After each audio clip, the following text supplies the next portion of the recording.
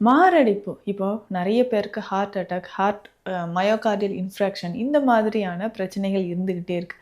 So இந்த மாதிரி இதயம் தொடர்பான பிரச்சனைகள் பொதுவாகவே இந்த மாரடைப்பு வருது அப்படின்னா, இந்த ரீசன் நான் சொல்லிட்டேன். இவங்க எல்லாருக்கும் வரதுக்கு காரணம் இருக்கு. இல்ல அடுத்ததாக நாம் செய்யக்கூடிய சில விஷயங்கள், செயல்கள்னாலும் நமக்கு இதயத்தில் பிரச்சனைகள் ஏற்படலாம். பொதுவாக ஆக்ஸிஜன் லெவல் நம்ம உடல்ல குறையும் போதும் இதயம் தொடர்பான பிரச்சனைகள் ஏற்படுது.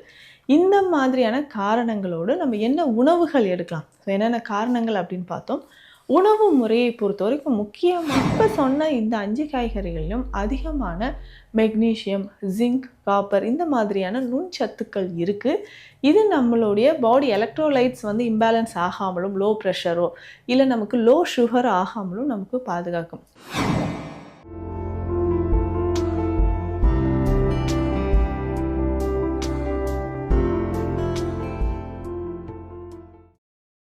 வரம் நேயர்களுக்கு வணக்கம். நான் டாக்டர் நித்யா, சித்தா ஃபிசிஷியன். மாரடைப்பு இப்போ நிறைய பேருக்கு ஹார்ட் அட்டாக், மயோகார்டியல் இன்ஃப்ராக்ஷன் இந்த மாதிரியான பிரச்சனைகள் இருந்துக்கிட்டே இருக்கு.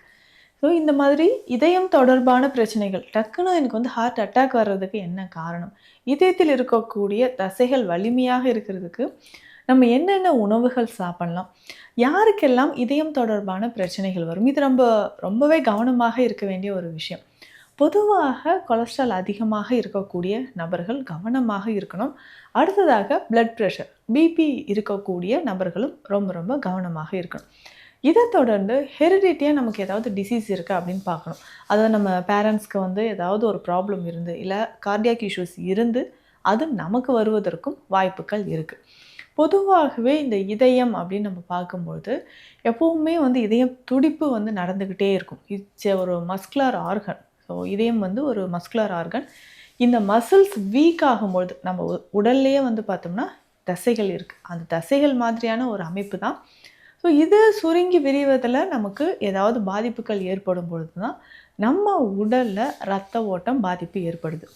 பொதுவாகவே இந்த மாரடைப்பு வருது அப்படின்னா, இந்த ரீசன் நான் சொல்லிட்டேன். இவங்க எல்லாருக்கும் வரதுக்கு காரணம் இருக்குது. இல்லை அடுத்ததாக நாம் செய்யக்கூடிய சில விஷயங்கள், செயல்கள்னாலும் நமக்கு இதயத்தில் பிரச்சனைகள் ஏற்படலாம். யாருக்கெல்லாம் அப்படின்னா, ரொம்ப புரோட்டீன் டயட் அதிகமாக எடுக்கக்கூடியவங்க. ஸோ இன்றைய காலகட்டத்தில் புரோட்டீன் டயட் என்ன எடுக்கிறதுனே தெரியாமல் இருக்குது. நம்ம ஏதாவது ஒரு காரணத்துக்காக நான் நிறைய புரோட்டீன் எடுத்தே ஆகணும். இப்போ உதாரணத்துக்கு சொல்லலாம், நான் ரொம்ப அண்டர் வெயிட்டில் இருக்கேன், ப்ரோட்டீன் நிறைய எடுக்கணும். அப்போ ப்ரோட்டீன் இந்த ஹெல்த் மிக்ஸ் எடுத்துக்கலாமா, இந்த ஹெல்த் ட்ரிங்க் எடுத்துக்கலாமா அப்படின்னு நம்ம யோசிப்போம். அடுத்ததாக ஜிம் ப்ராக்டிஸ் பண்ணுறவங்க, ஸோ ஜிம்முக்கு போகணும், அதனால் நான் ப்ரோட்டீன் நிறைய எடுக்கணும். அந்த மாதிரி ப்ரோட்டீன் டயட் ஒரு நாளைக்கு அதிகமாக எடுக்க எடுக்க நிச்சயமாக இது இதயத்தில் இருக்கக்கூடிய தசைகளையும் வால்வுகளையும் பாதிப்பு ஏற்படுத்துது. முக்கியமாக சிஏடி அப்படின்னு சொல்கிறோம், கொரோனரி ஆர்டரி டிசீஸ் நிறைய பேருக்கு இருக்கும். ஸ்டண்ட் வச்சுருக்கேன் அப்படின்னு சொல்லி தான் நம்மக்கிட்ட நிறைய பேஷண்ட்ஸ் வராங்க. அதே மாதிரி பார்த்தோன்னா வெசல்ஸில் ஏற்படக்கூடிய பிரச்சனைகள், ட்ரிபிள் வெசல் டிசீஸ், இது எல்லாமே நிறைய பேருக்கு இருக்கும். இந்த கண்டிஷன் வருதுன்னா நமக்கு செஸ்ட்டில் ஒரு டிஸ்கம்ஃபர்ட் இருக்கும். ஸோ செஸ்ட்டில் மார்பு பகுதியில், ஸோ லெஃப்ட் சைடில் நமக்கு பெயின் இருக்கும். நிறைய பேர் பண்ணுற ஒரு தவறு என்னென்னா, இதயத்தில் நமக்கு பாதிப்பு ஏற்படுது, செஸ்ட்டில் ஏதாவது ஒரு பெயின் இருக்குன்னா, சரி இது கேஸ் ட்ரபிளாக இருக்குமா அப்படின்னு சொல்லிட்டு நம்ம கேர்லெஸ்ஸாக இருக்கும்போது இதயம் தொடர்பான பிரச்சனைகள் இருந்துச்சுன்னா உடனடியாக அதுக்கான சிகிச்சைகள் எடுக்கணும். இப்போது இதயத்தில் பாதிப்பு இருக்குது, இதை எப்படி நம்ம சரி செய்யலாம்? இப்போது அதிகமான எண்ணெய் சார்ந்த உணவுகள், எண்ணெய் பொருட்கள் நிறைய எடுக்கிறது, கொழுப்புச்சத்து நிறைய இருக்கக்கூடிய உணவுகளை எடுக்கிறது, இது எல்லாமே இதயத்தை பாதிக்கக்கூடிய காரணிகள். அதற்கு அடுத்தது உணவு அப்படின்னு சொல்லும்போது ரொம்ப உப்பு சுவை இருக்கக்கூடிய உணவுகளை நிறைய எடுக்கிறது, இதை தாண்டி புளிப்பு சுவை, அதுக்கப்புறம் திரும்ப நம்ம ரீஹீட் பண்ணி சாப்பிட்றது, ஃப்ரிட்ஜில் ஸ்டோர் பண்ணி வைத்த உணவுகள் சாப்பிட்றது, உணவு சரியான நேரத்தில் எடுக்காமல் நமக்கு தேவையான நேரத்தில் நிறைய உணவுகள் எடுக்கிறது, அது டைஜஷன் ஆகாமல் இருந்தாலும் இதயத்தில் பாதிப்புகள் ஏற்படலாம்.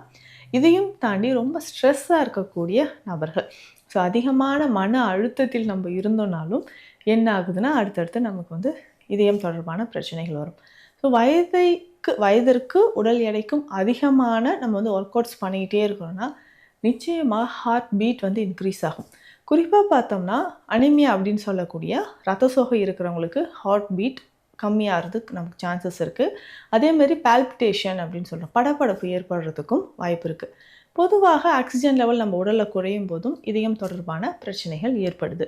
இந்த மாதிரியான காரணங்களோடு நம்ம என்ன உணவுகள் எடுக்கலாம், ஸோ என்னென்ன காரணங்கள் அப்படின்னு பார்த்தோம். உணவு முறையை பொறுத்த வரைக்கும் முக்கியமாக நம்ம சொல்லக்கூடிய 5 வகையான காய்கறிகள் அடிக்கடி நம்ம உணவில் எடுக்கிறது நல்லது. தினமுமே ஸோ ஒரு நாளைக்கு இந்த காயை நம்ம நிறைய ஒரு 300 கிராம் அளவாவது நம்ம சாப்பிட்றோம் அப்படின்னா அதனால் நமக்கு இதயத்தோட தசைகள் ரொம்ப ரொம்ப ஆரோக்கியமாக இருக்குது அப்படின்னு நம்ம தெரிஞ்சுக்கலாம். முக்கியமாக இதில் நம்ம சாப்பிட வேண்டிய காய்கறி அப்படின்னு பார்த்தோம்னா நம்மளுடைய நாட்டு காய்கறிகள் ரொம்ப ரொம்ப முக்கியம். முதல்ல கோவக்காய் சாப்பிடணும். இந்த கோவக்காய் பொறுத்த வரைக்கும் இது சிறுநீரகங்களுக்கும் சரி இதயத்திற்கும் ரொம்ப ரொம்ப நல்லது. இதில் இருக்கக்கூடிய ஆன்டி ஆக்சிடென்ட்ஸ் நம்ம உடலில் எல்லா மசில்ஸுமே ஸ்ட்ரென்தன் பண்ணுது.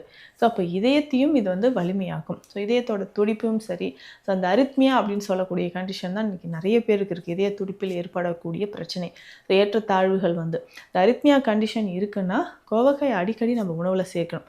இன்றைக்கி நிறைய பேர் பண்ணுற ஒரு தவறு என்னென்னா கோவக்காயை நல்லா எண்ணெயில் போட்டு ஃப்ரை பண்ணிடுவாங்க. ஸோ அந்த மாதிரி பண்ணாதீங்க.